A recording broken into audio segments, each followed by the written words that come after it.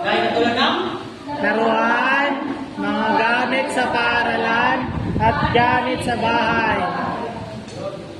nakikita natin may tungkol sa mga magulang.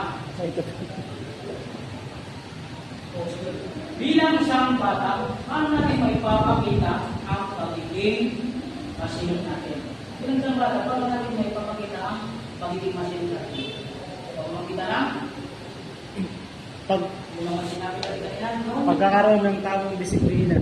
Yun. Hindi. Tama. Disiplina o pagiging responsabling mga Bata.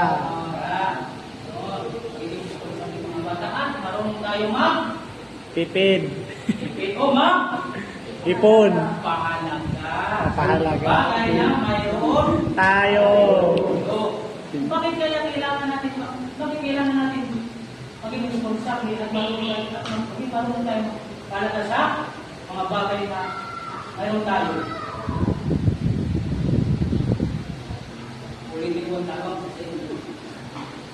Bakit kailangan natin maging responsable ng mga bata at maging marunong tayo magpalaga sa mga bagay o mga pagkakas na mayroon Tayo. tayo?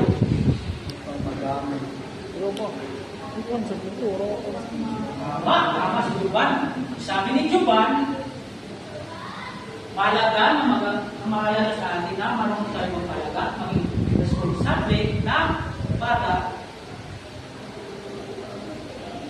Kapag responsable tayo, marunong tayo magpalaga sa ating mga pinaka o mga ay mas lalong tumatagal, palalo yung mga Gamit na bagay. mas tumatagal pa yung gamit. Hindi tayo nagtagal na umibili ng bago. Bago. Basta. Tapos, Kapag iniingatan natin ito ng ayos. So, walang tanong? walang sagot. Walang tanong, walang sagot. Sige.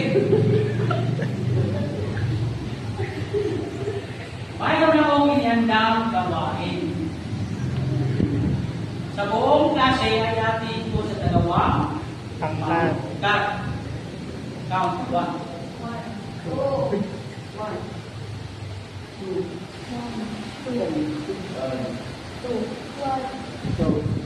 2. Okay. Dito ang pangkat.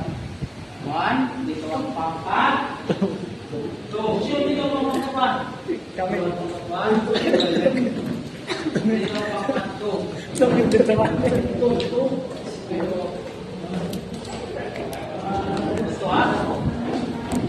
So, mayroon akong mayroon akong